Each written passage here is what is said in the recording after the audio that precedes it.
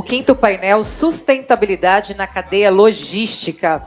O moderador, eu vou chamar novamente o presidente do CIS, que está aqui conosco, que é Alfredo Chay. Uma salva de palmas novamente. Obrigada. E convido também a advogada com 20 anos de experiência no mercado segurador e resseguradora, 14 anos em posição executiva de liderança em segurado, sólido conhecimento técnico em grandes riscos, ramos elementares, produtos financeiros, vida em grupo, programas globais e sinistros, experiência em gestão de controles internos, riscos empresariais e gestão de crise. Com vocês, Ida Patrícia de Sá. Ela é Risk Manager Global da Natura &Co. Seja bem-vinda, já pode sentar, por favor, tá? Convido também ela que é graduada pela Escola Superior de Agricultura Luiz de Queiroz, carreira desenvolvida na área de projetos para sustentabilidade, promovendo transformações para processos e operações sustentáveis, experiência em projetos de gerenciamento de resíduos, com forte atuação na condução de pesquisas de viabilidade para o desenvolvimento de operações, rastreamento de resíduos, descarte, planejamento de logística e desenvolvimento de novos produtos a partir dos resíduos industriais. Com vocês, a gerente de sustentabilidade de novos negócios da JBS, Maria Paula Bibar. Seja bem-vinda. Ela é bióloga com foco em avaliação e gestão de riscos socioambientais, com 25 anos de experiência voltada para a avaliação de impactos ambientais e sociais e passivos, nos setores público e privado e para transações de serviços. Seus resultados estão ligados a decisões estratégicas relacionadas à expansão ou reorganização de negócios por meio de processos de EMR, opções de investimento, programas de desinvestimento em gestão de ativos problemáticos sob uma perspectiva socioambiental. Ela é diretora de sustentabilidade da Hidrovias do Brasil. Com vocês, Fabiana Gomes. Chay, nós vamos colocar o cronômetro na tela, em torno de 40 minutos, tá? A sua condução brilhante aí com 3 mulheres ao palco, a gente fica muito feliz. Bela composição. Você não sabe como eu estou feliz. Gente, isso é muito bom, muito legal ter essa parte. Sejam bem-vindos. Mas já comentei com vocês e queria compartilhar como nós estamos genuinamente satisfeitos de poder ter a presença das executivas, né, nos painéis e em altíssimo nível. Enfim, obrigado a vocês por ajudarem a gente a fazer isso. Ficou, acho que a cada painel, a cada temática que está posta em discussão, veio claro a complexidade da cadeia logística, né? Quanto que isso vem ganhando cada vez maior tamanho e complexidade. Se a gente fala do cyber, né, as superfícies de ataque cada vez maiores, né? Se a gente está falando de WMS, TMS, IoT, inúmeras camadas que representam vulnerabilidade, a maior exposição. E, de outro lado, também cabem, a gente volta aqui, cai para o nosso painel, para o nosso tema, para ver quanto que isto também, do ponto de vista de sustentabilidade, está sendo absolutamente relevante quando a gente fala de cadeia logística de carga. Quanto que isso vem ganhando a sofisticação dos modelos e as oportunidades, que representa. E aí não é só do ponto de vista sustentável, estrito sensu, mas também do ponto de vista de negócios. Se a gente está falando que a cadeia global, toda essa reorganização da cadeia global de produção e consumo, e o Brasil com uma maravilhosa janela de oportunidade, esse rearranjo de sistemas produtivos vindo para cá, as questões relativas à nossa capacidade de soluções sustentáveis, de mais de um modo, e as nossas pretensões de entrar em OCDE, em grandes mercados. Toda essa combinação de fatores nos abre uma boa oportunidade, mas nos traz também a exigência de ter essas questões muito bem interessadas. Se o Brasil quer julgar um campeonato mundial, ele tem que estar qualificado para isso, e sustentabilidade é um dos itens que estão no topo da pauta. Por isto, a relevância de ter esse tema endereçado dentro da cadeia logística. Não é só um problema de abraçar a árvore, não é só uma questão de uma visão purista, simplista de economizar água. É uma dimensão ainda muito maior, por sua relevância e por suas oportunidades empresariais. E aí, já começando com o jogo, senhoras, mais uma vez, obrigado. Fabi? Vamos? Dentro de um contexto de operação logística, por que descarbonizar o transporte? Tá ligado aqui? Tá. Bom, descarbonização da cadeia logística brasileira hoje é uma grande oportunidade de mercado para o Brasil. Quando a gente olha para as demandas de fora, para os mercados que consomem os produtos que são exportados pelo Brasil e que vão começar a taxar produtos que são altos em carbono, o Brasil ele tem uma oportunidade singular de oferecer descarbonização e, portanto, de oferecer custos mais competitivos, de oferecer cobrar preço premium na logística pela possibilidade de descarbonização.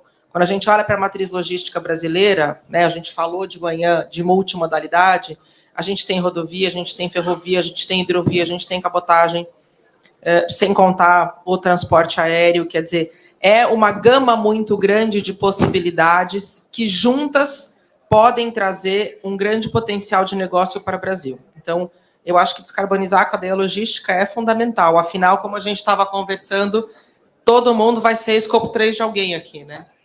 Todos nós vamos impactar de alguma maneira a cadeia dos nossos clientes ou dos nossos fornecedores. Então, é importante a gente olhar para isso, para o conjunto, e para o conjunto da cadeia logística em geral. Vocês veem que a dimensão do país, a complexidade da nossa matriz logística, não vai ter bala de prata. Não tem o veículo elétrico como solução única, absoluta, apontando isso como uma frota, uma operação logística mais sustentável. E aí eu queria pedir a você, Paulo, para já trazer um pouco essa leitura, que tem uma operação logística complexa, abrangente. Como é que vocês estão pensando, como é que você profissionalmente está vendo essa combinação, essa ideia de que os projetos de sustentabilidade não virão por uma única via, mas, na verdade, por uma inteligência de usar mais de uma forma de operar? Sim. Bom, o desafio hoje da JBS, de todos nós, é enorme, né, com relação à descarbonização, mas a gente acredita e vem apostando na diversificação, desde biocombustíveis até a frota elétrica, né? Então, a JBS, ela já há algum tempo é produtora de biodiesel. Dentro dessa produção, a gente tem aí no âmbito do RenovaBio uma pontuação de eficiência muito grande. O que é isso, né? A nossa produção, ela é mais verde, é uma operação verticalizada, e tem aí como principal matéria-prima desse biocombustível o sebo bovino, e aí impossível não falar no painel de sustentabilidade que há anos atrás, poucos anos atrás, o sebo bovino é um resíduo, então a gente fala aí do reaproveitamento de um resíduo numa cadeia de biocombustível. Mas além do biodiesel, a JBS aposta em N outras soluções, né, para descarbonização.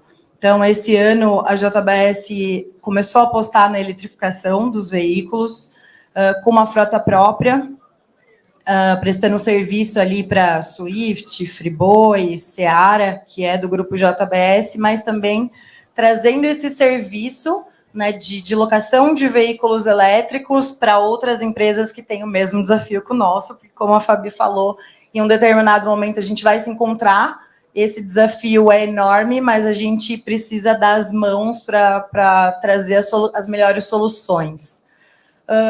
E também outras formas de tecnologia que a gente aposta. Então, recentemente, a gente teve aí a implantação de painéis solares em vans da nossa frota da Swift.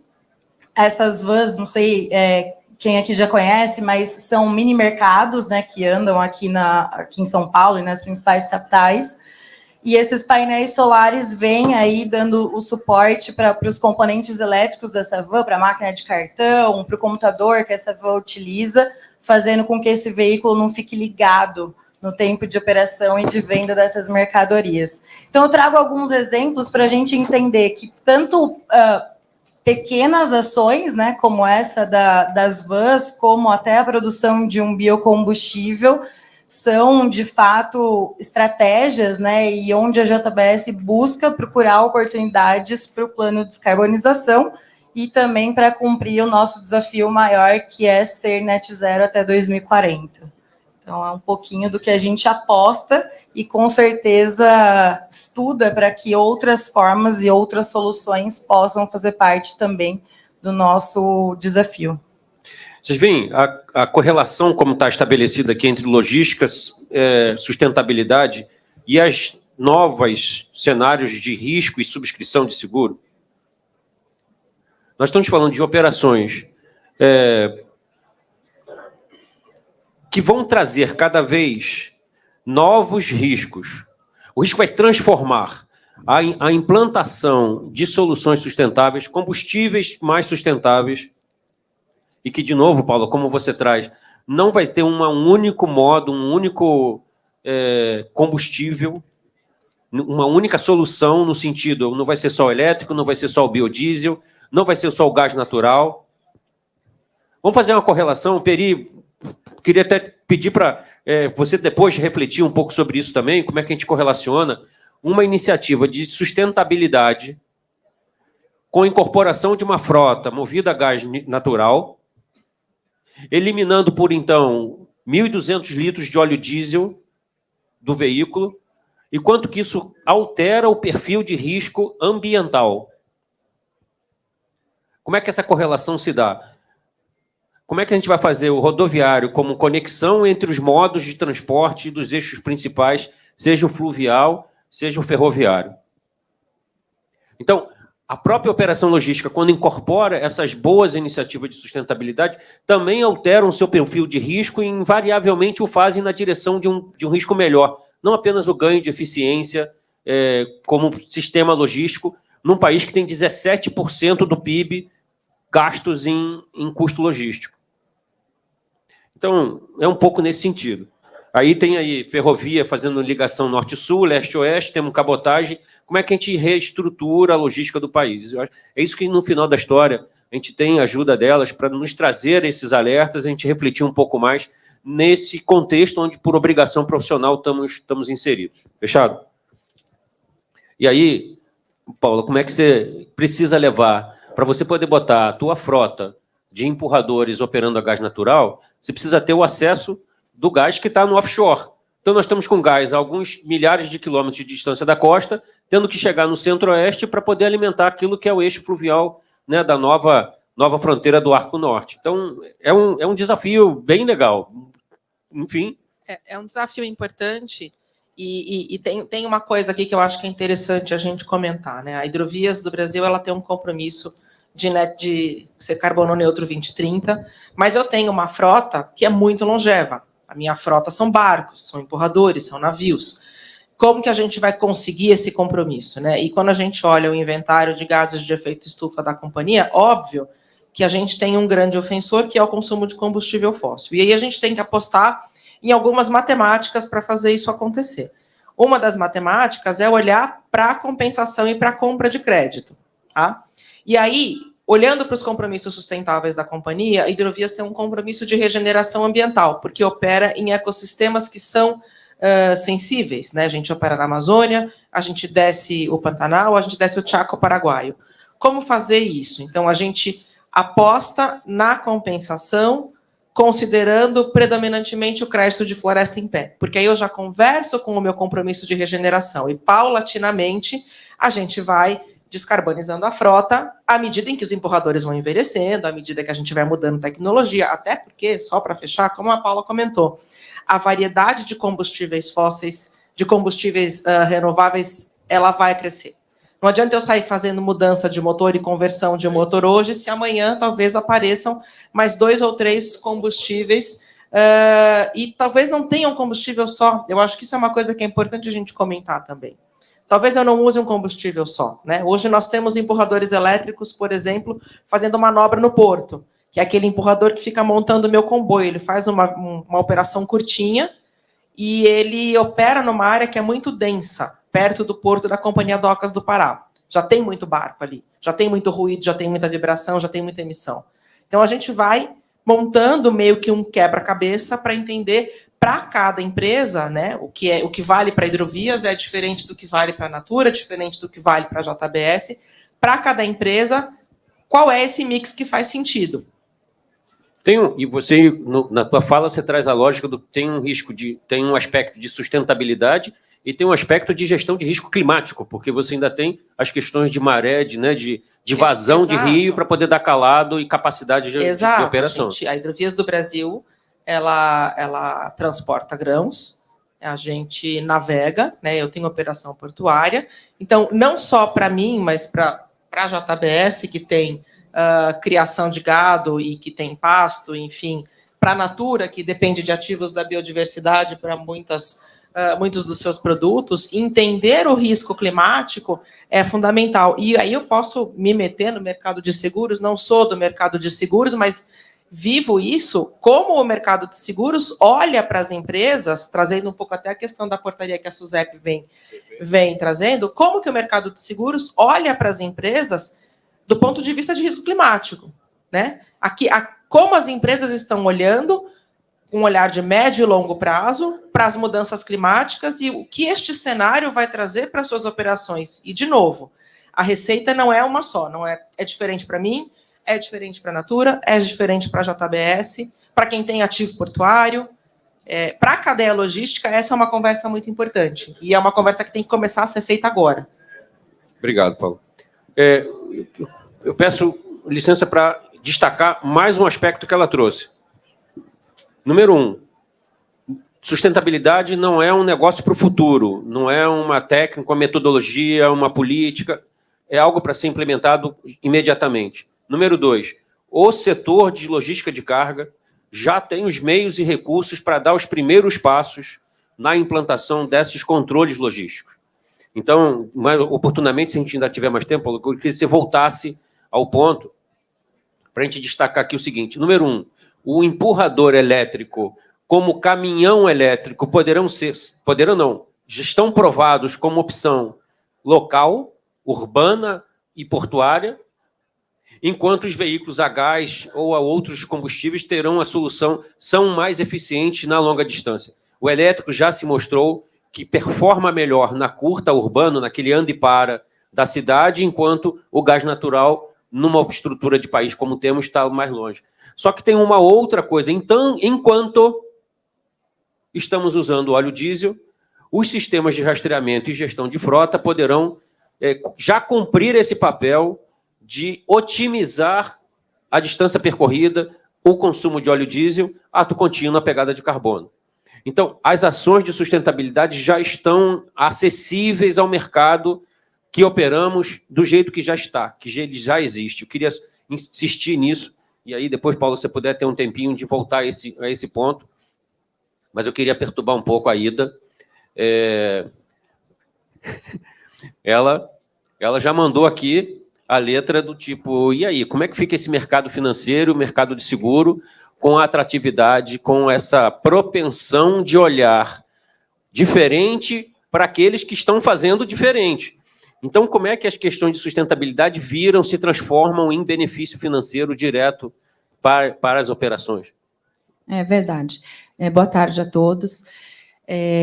Como eu compartilhei com vocês preliminarmente, para mim, sustentabilidade é uma questão de CPF. Eu acredito que começa com cada um de nós, que no final do dia somos consumidores e fazemos diariamente escolhas de nos relacionar e nos conectar com empresas, produtos, enfim. E a gente reconhecer o valor de nos conectarmos com empresas que têm e praticam esses valores fortemente, né? Eu venho verificando uma mudança de uns 3 anos para cá, do ponto de vista muito focado na parte de underwriter, quando a gente vai para qualquer colocação de diversos tipos de seguro, e aí desde responsabilidade civil e dano material, muitos questionamentos e perguntas adicionais e complementares a respeito de ESG. Então, isso é um fato, tá? Eu tenho visto isso bem forte de 3 anos para cá. Esse ano, eu comentei com vocês anteriormente, eu vivi 2 experiências bem interessantes na prática.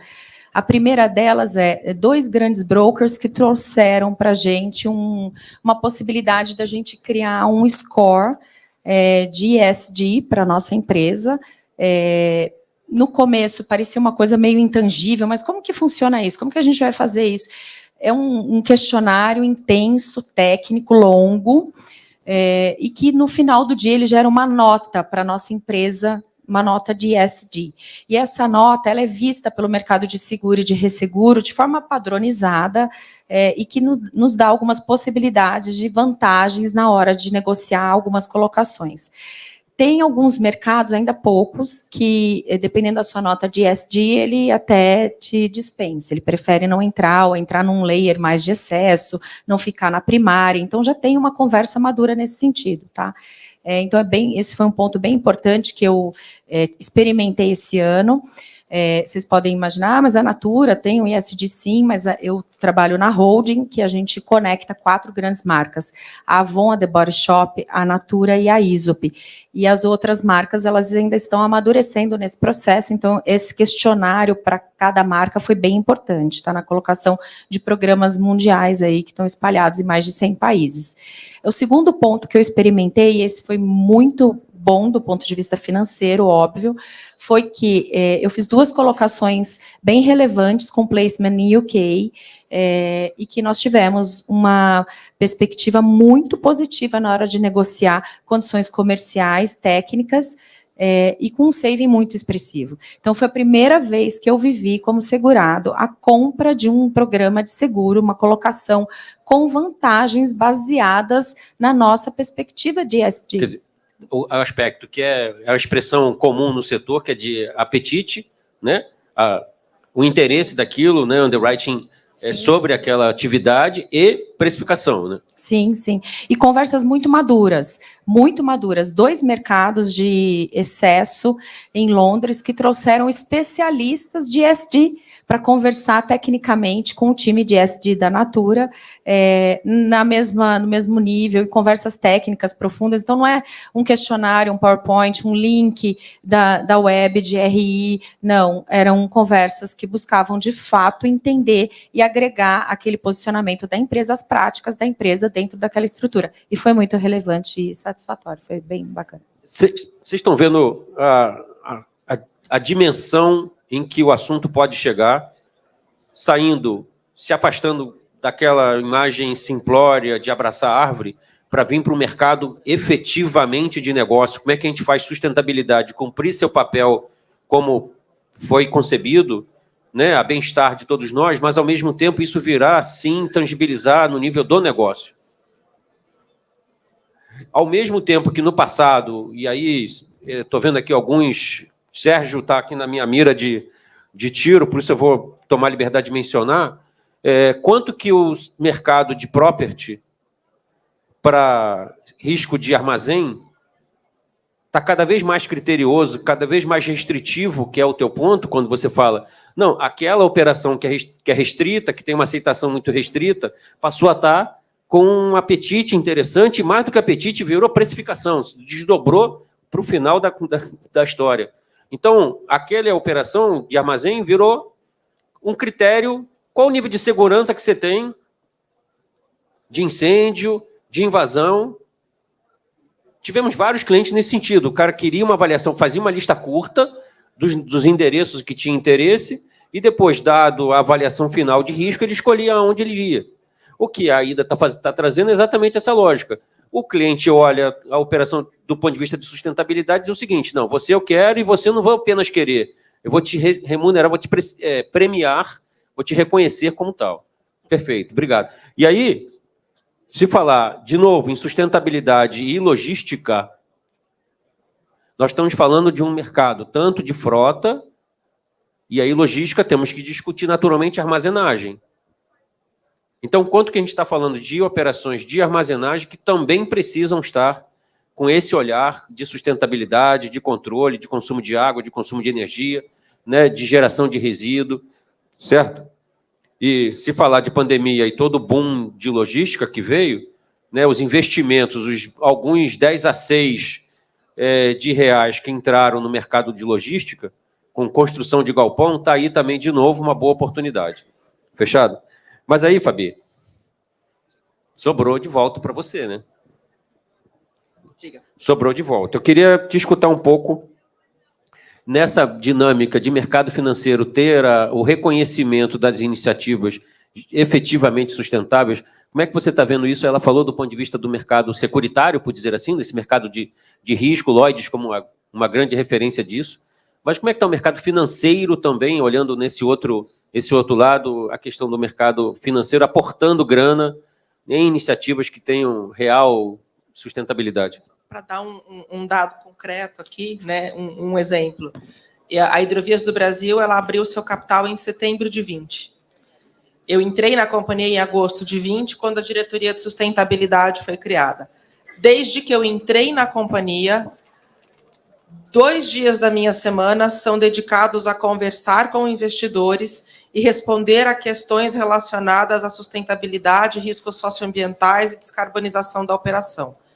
Eu brinco com a turma de RI, que eu falo que eu sou funcionário do time de RI também. E é um nível de sofisticação de pergunta que eu não esperava perceber. Eu tenho gente que está sentada na Europa, nos Estados Unidos, que traz especialistas para discutir o povo indígena que mora na margem oposta do meu terminal de carga.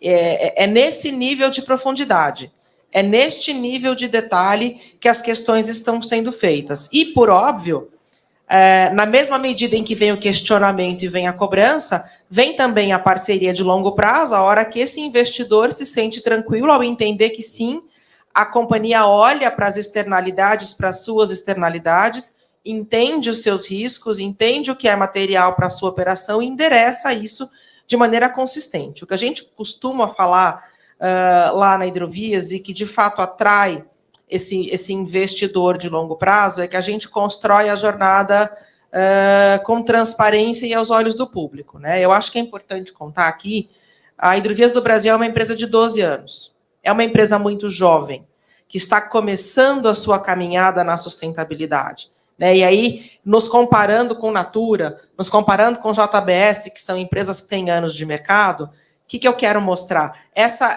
Esse olhar do mercado financeiro, que traz o investimento de longo prazo, que traz a parceria de longo prazo, porque entende que as questões de sustentabilidade são questões que trazem retorno no longo prazo, é uma coisa que é acessível para todos os portes de empresa. O que a gente precisa é começar essa caminhada, né? Como a gente falou no começo da discussão, todo mundo aqui é escopo 3 de todo mundo. Todo mundo aqui tem uma influência na cadeia de alguém. Seja porque eu transporto o produto de alguém, porque eu armazeno, porque eu faço a logística, porque eu faço a via que provê a logística, o rodo, ferro, hidro, etc. Então, a grande questão é começar a olhar para isso e começar a entender como essas coisas se encadeiam. Isso traz muita segurança para o mercado financeiro.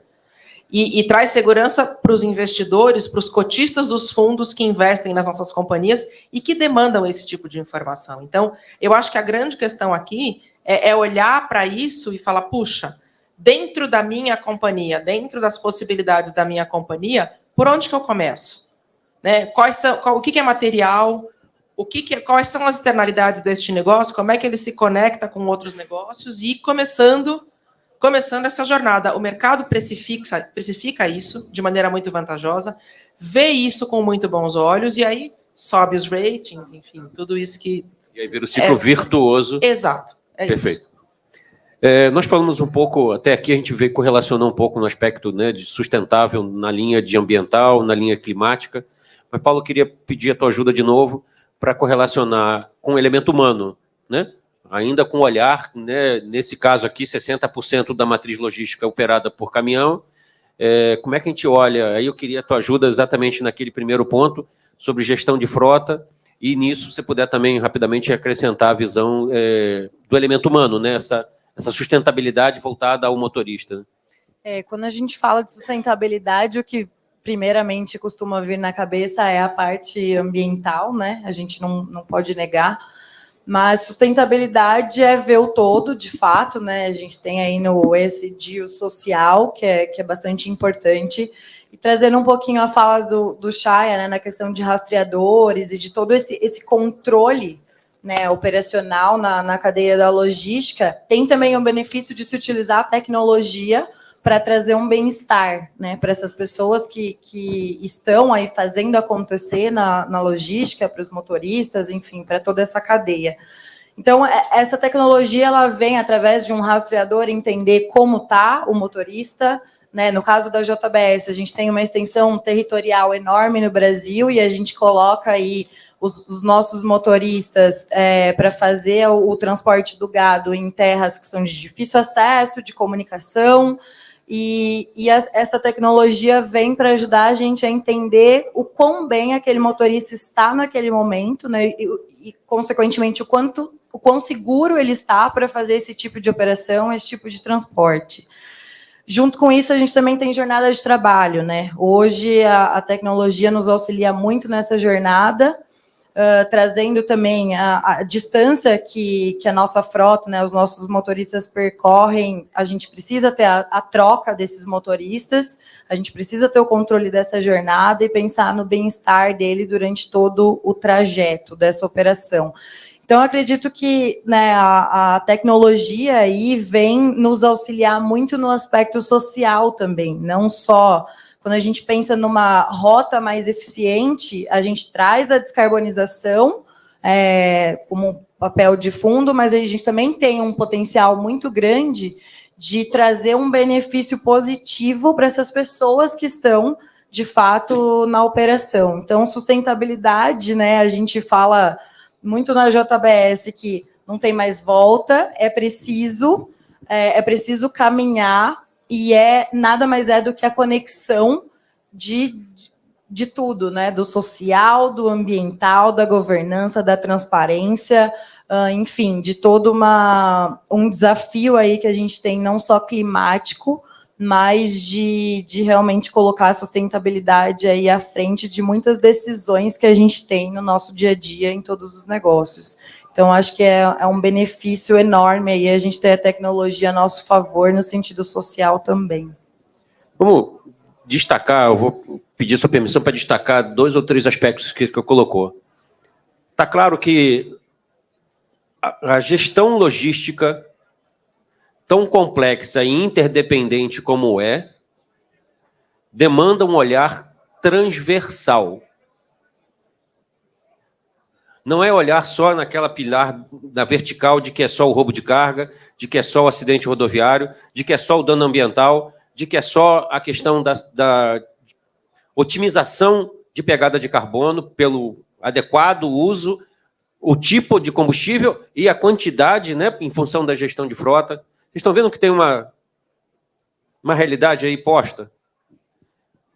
E aí eu estou me lembrando aqui, Paulo, quando você descreve, e vou tomar a liberdade de usar um exemplo meio simplório, mas há décadas atrás, porque eu acho que não tem volta, por isso que me parece pacificada a ideia, o entendimento de que a sustentabilidade é um conceito que não retroage. A minha lógica nessa interpretação é a seguinte: há anos atrás, o consumo de carvão era possível. Ele era possível? Não, era a única opção e era naturalmente tolerado, muito bem. Só que tinha uma outra coisa contemporânea àquilo que já está totalmente banida, tomara que seja totalmente muito em breve, mas está banida de maneira muito forte, que é o óleo de baleia. O consenso geral entre nós, ainda persiste a tolerância de matança de baleia para produzir óleo e carne? Não.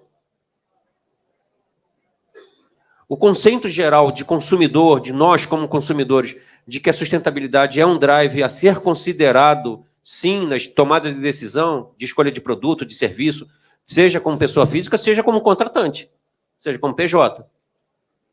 Então, nesse sentido, Paulo, compartilho dessa lógica de que, de fato, é um caminho que não é fácil, né? A era de carvão não acabou por falta de carvão, a era de petróleo não vai acabar por falta de petróleo, mas que os caminhos estão sendo postos aí para e passo. Tá? Obrigado, foi excelente, gostei. E isto tem que virar no dia a dia. O CIST tem esse propósito, não é simplesmente fazer uma discussão de pesquisa pura, de teoria, mas de alguma coisa que relacione diretamente a nossa realidade semana que vem, quando já cair em algum negócio, em algum cliente, já começar a levar em consideração alguns aspectos. Somos, em certa forma, esses apóstolos a levar a discussão para o mercado final. É isso que eu gostaria de convidar a todos a refletir um pouco sobre isso. Vocês vieram, botaram tempo, estão investindo o esforço nisso, então que tem o benefício também de levar e contribuir para a sofisticação do mercado, porque é isso que a gente vai viver. É isso que a gente tem que endereçar como oportunidade que temos, profissionais, felizmente, nas oportunidades que estamos, vamos levar isso adiante, vamos apresentar para cliente. Puxa, é só mais um ponto. Sim, por favor. Acho que não só não tem volta, como vamos nos conectar. Em algum momento, todos nós vamos nos conectar. A solução ela não é única e ela não é sozinha. Então, eu acho que o importante é que a gente tenha em mente que quanto antes a gente se conectar, melhor, mais rápido vai ser.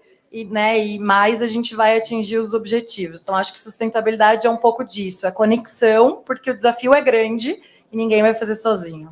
Não tem cliente médio, grande, pequeno, gigante, não importa. Cada um, segundo sua dimensão, suas possibilidades, pode começar a botar as primeiras camadas sobre o tema. E outra questão, nós estamos aspirando OCDE, estamos aspirando a OMC, estamos colocando o Brasil como um player de global de mercado. Tanto no mercado externo, como também estamos na fila, né, no radar, para ser aquele país, aquela região geográfica que tem sol, tem vento, tem a possibilidade de energia renovável para produzir o hidrogênio. Temos inúmeras janelas de oportunidade. Só que do lado de lá tem uma coisinha chamada barreira não tarifária. Então, como é que nós aqui no Brasil atuamos de maneira mais efetiva para não ficar barrado no baile, porque estamos aqui ainda numa pegada de carbono mais intensa. Então, é um pouco de reflexão para a gente fazer. Ah, mas isso é no mercado europeu, eu não vendo para a Europa. Não, mas você vende para empresas que estão lá fora. É como vocês aqui estão. A Natura tem um pouco desse drive e a JBS destacou isso também. Então, não é só porque você não está lá que está isento a obrigações nesse sentido, né? Enfim. Ida, queria voltar contigo. Ela destacou sobre os investimentos, o mercado financeiro e os players de investimento chamando a sustentabilidade como um drive de tomada de decisão e aonde colocam dinheiro. Mas eu queria pegar um pouco dessa experiência que você teve no mercado de seguros de Londres para trazer de volta aqui para o Brasil e chamar a atenção de como é que a SUSEP, nesse sentido, né, da Circular 666, também está agindo um pouco como indutor de mercado quando fala especificamente da disciplina de sustentabilidade. Ele não coloca, se analisarmos um pouco a circular, Ida, ele não coloca só a seguradora da porta para dentro. Ele também começa a falar, e eu tomei algumas anotações pela extensão da circular, que está lá, ó, implementar, a supervisionada ali, esse segurador, então, implementar critérios e procedimentos para precificação e subscrição de risco, que levem em conta, no mínimo, histórico e comprometimento do cliente relativo a risco de sustentabilidade e capacidade e disposição do cliente de mitigar os riscos associados. E aí, é nesse sentido, Ida, que eu queria te escutar um pouco. Como é que você, em linhas gerais, como é que você está vendo esse caminhar, esse engatinhar, por dizer, né, essa emergência aí do mercado brasileiro de seguro na questão de sustentabilidade? Eu acho que foi o primeiro passo, né? A gente tem, historicamente, muitas circulares que vão amadurecendo ao longo da trajetória, conforme a gente vai praticando tudo que está ali, escrito, enfim. Primeiro e as meninas aqui que eu estou dividindo o painel, que são da cadeira de sustentabilidade, é muito satisfatório você enxergar que demos o primeiro passo. Então, a gente está aí, está claro.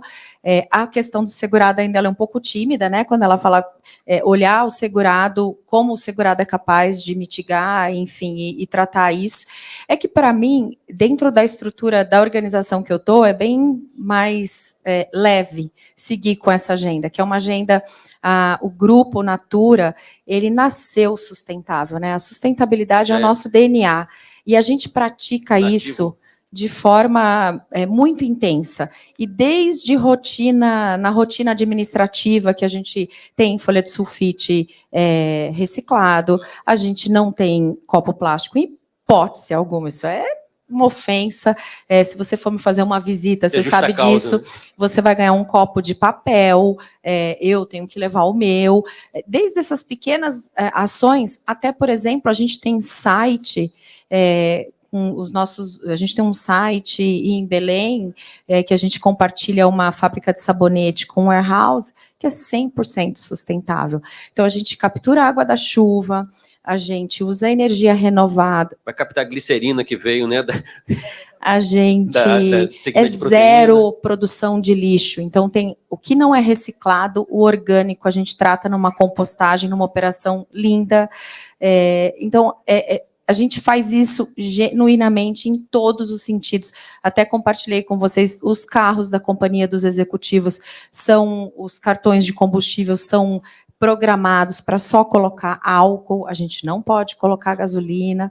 Então, a gente pratica isso direto em todas as tá ações. No sangue. Então, para nós demonstrar isso, se enquadrar e tratar, passar isso para o papel e dividir isso com o mercado de seguro e resseguro, é mais leve. Eu tenho que confessar que não é uma tarefa difícil, é bem leve. Mas eu estou apostando muito que isso vai refletir em mais benefícios para mim aqui no Brasil, especialmente o ano que vem, que a gente vai atuar na integração de todo o seguro de transporte das 4 marcas no mundo inteiro. Então, vai ser... Tem chão, né? Tem.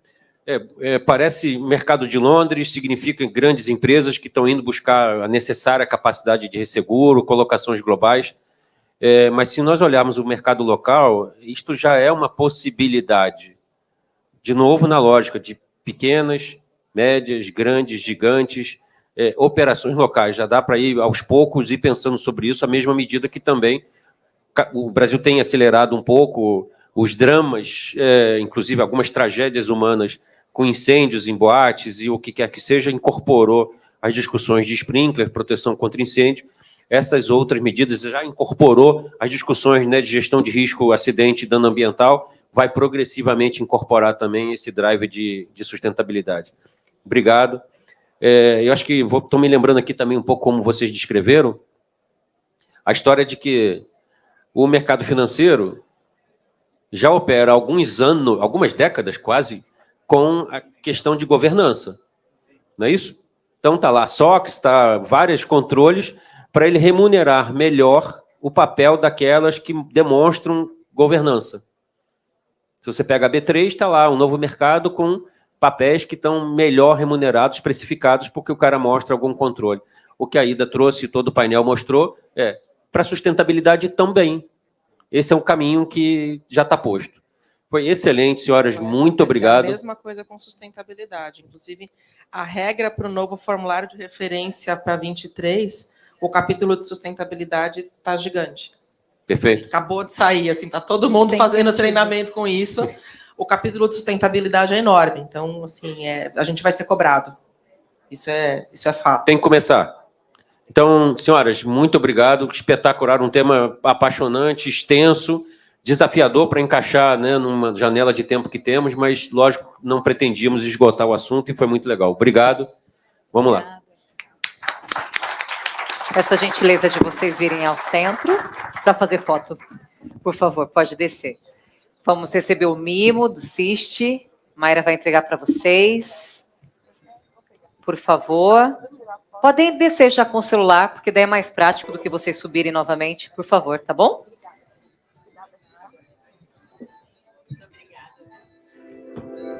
Pessoal, vamos fazer um combinado com vocês. A gente vai ter 15 minutinhos de café.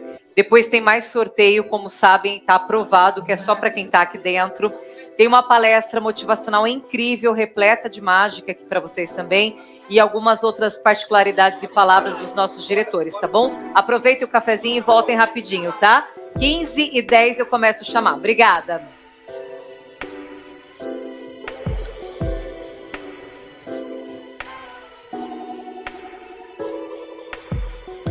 Nosso café é oferecido pela Ambipar. Oi, meu amor. Pode, claro. Não entendi, desculpa.